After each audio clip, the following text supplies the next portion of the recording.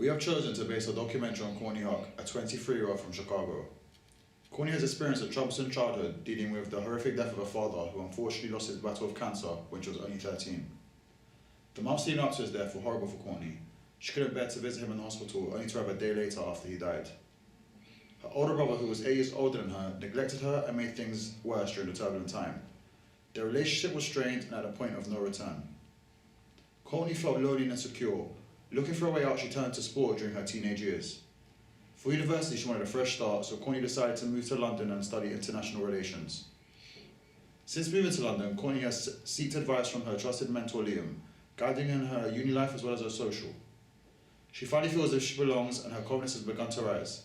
Her boyfriend has also been a steady rock in her life, guiding her and helping her overcome her mental obstacles. Courtney is determined to succeed and nothing seems to be stopping her. She has put the past behind her and she's solely focused on the future. We went to visit Courtney to find out how her childhood affected her life and how she developed a passion for anti-terrorism. Would you say the struggles of your past has made you a stronger person? Yes, absolutely. I think with every obstacle you learn to get over it and you become a stronger person. And after something like that, that's the worst that it'll ever get. From there, it'll always get better. You mentioned that you have a passion for terrorism. Mm-hmm. Where did that come from?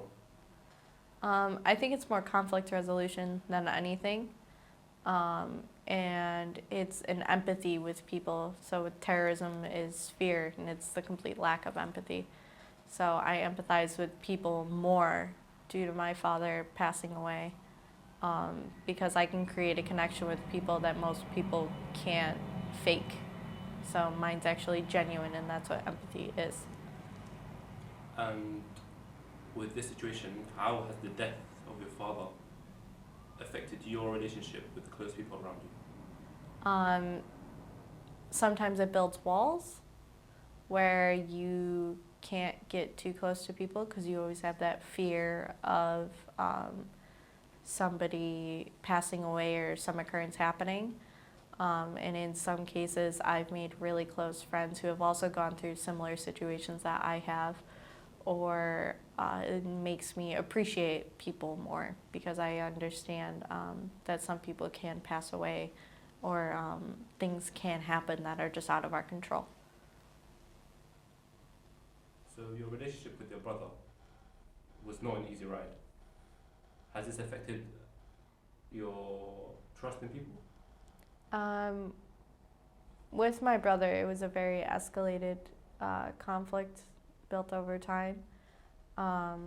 So my brother didn't want me to have hope when my father was passing away, just because it was a terminal illness. So he wanted to be the realist in the situation.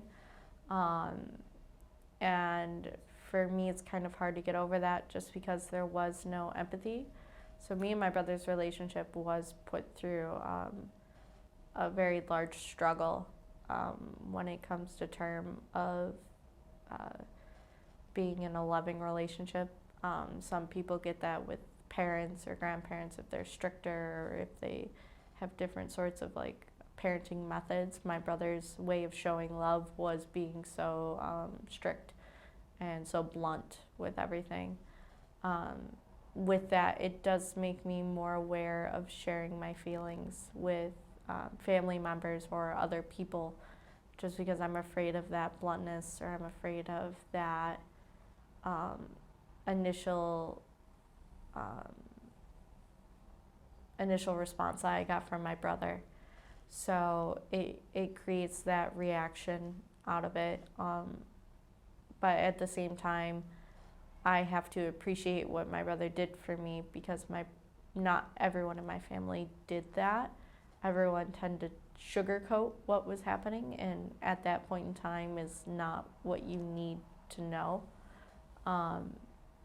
Especially being 12 years old, kind of coming to terms with that your father is going to die, is something hard that he had to do at 16, let alone me doing it at 12. So.